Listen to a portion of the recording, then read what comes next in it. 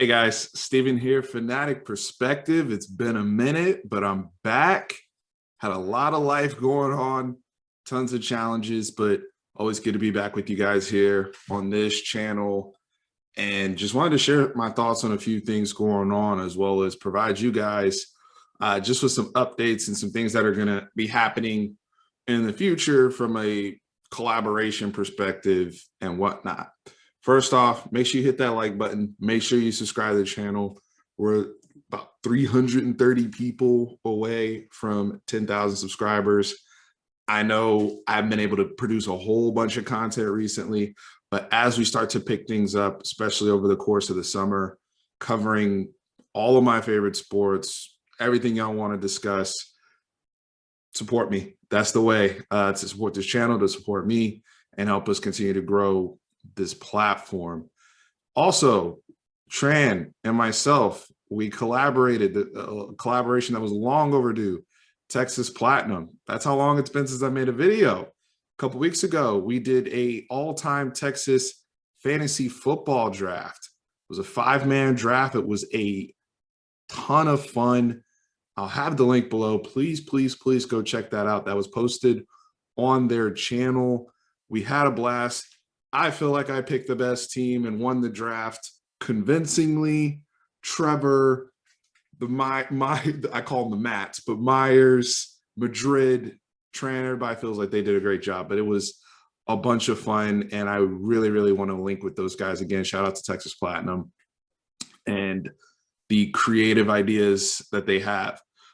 From a growth and platform perspective, definitely want to be covering all the topics in sports that are going to be coming up, kind of getting back to the old formula that we used to have of just, my opinions, reacting, as well as collaborations with Tran, making sure he's getting on the channel, making sure we have our talks with Mr. Brad Kellner, and then some other collaborations that are coming. For those of you who have been following for a minute, I'm into boxing, I'm into basketball.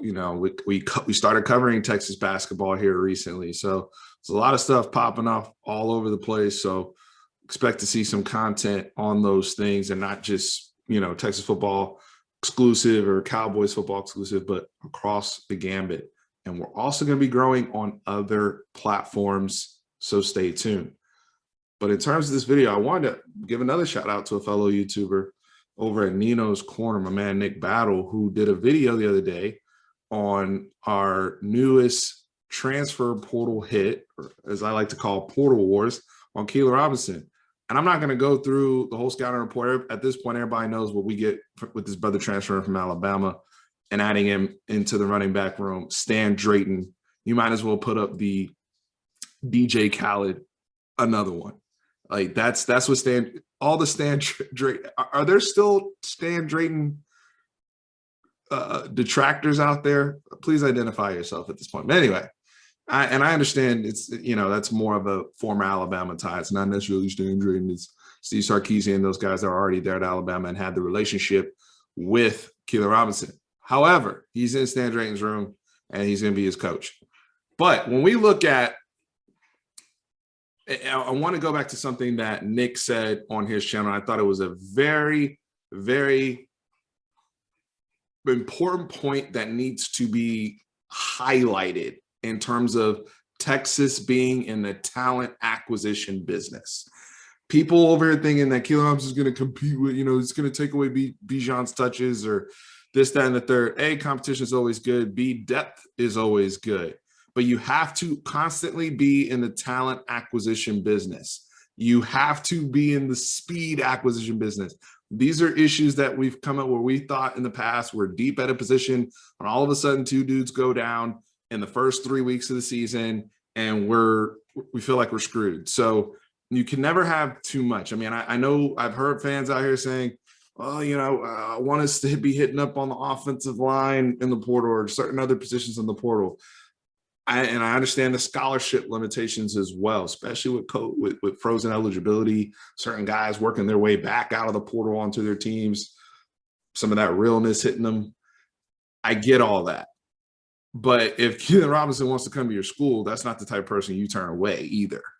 And so, and this isn't just for the 2021 season, right? You know, as you continue to grow on and build out your rooms over the course of two seasons, 3 seasons, I want more than less. It's the same kind of outlook I think they have with some of these edge positions or outside linebacker, whatever you want to call them, Jack, but whatever. But whether it's a Gofo, whether it's Ben Davis, Ray Thornton, all these guys they've brought in, do I expect every single one of them to play up to their recruit ranking? Do I expect Ben Davis to come here and be a 5-star? Do I expect Ray Thornton to come here and be the recruit he was? I think that this staff is saying, hey, if we throw these people in the room and let them compete, at least 1 or 2 of them will pop. Maybe Ben Davis comes there and he's the same Ben Davis that was inconsistent in Alabama. I don't know. But in this scheme and what this staff is trying to do, because this goes to something I said probably a month or so ago, and I think I said this on Twitter, the sense of urgency that Steve Sarkisian and this staff is showing, I think that's going to be the difference between what we've seen with him and what we saw with, you know, whether it was Charlie Strong or Tom Herman here. Because shout out to BK, he made a video today about the anonymous quote from the athlete, and that's going to be in the Athlete Sports magazine of a coach criticizing the Steve Sarkisian hire and saying, you know, it's more the same and takes off the bill. And I'm not going to get into all that. Check out Brad Kellner's video. He did a tremendous job there. But the point being is I think the difference that I'm seeing already with Steve Sarkisian, and ultimately the difference has to be in the win-loss column and on the field. We all get that.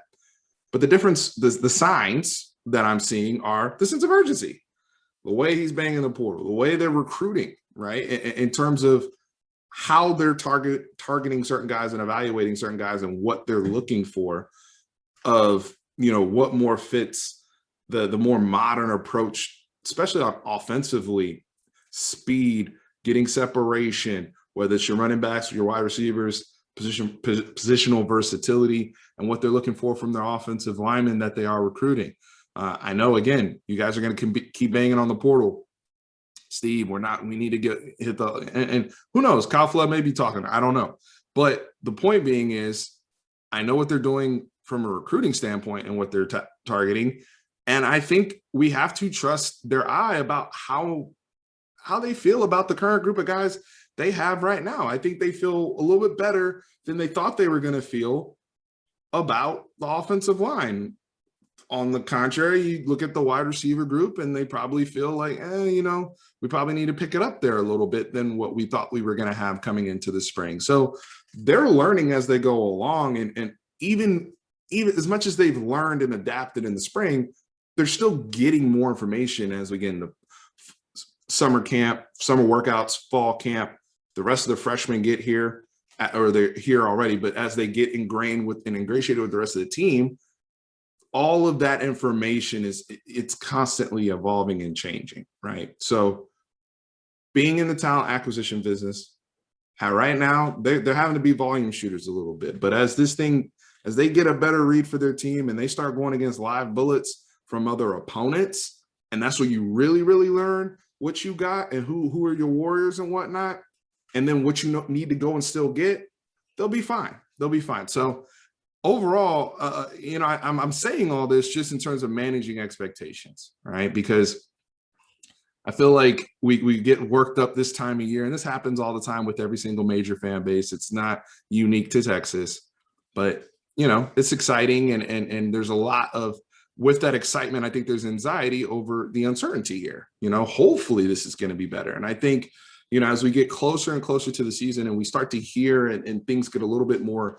defined for this Texas football team, we'll understand a lot better what that outlook is and guys being in utilization and all of those things that everybody's talking about right now. So, like I said, check out the Texas Platinum video, all-time fantasy football draft, Texas football. We'll have more content coming, I promise, on different platforms. As you can see, I'm not in my traditional space. A lot of transition right now. In life. But videos are coming, different platforms, more collabs, everything you guys want to see. But help me get to 10K. Let's get it. You guys have been, for those of you who've been rocking with Fanatic Perspective now for years, I appreciate y'all. And yeah, we'll be back with more. But remember, for my Texas fans out there and everybody that's rocking with me, Orange always up.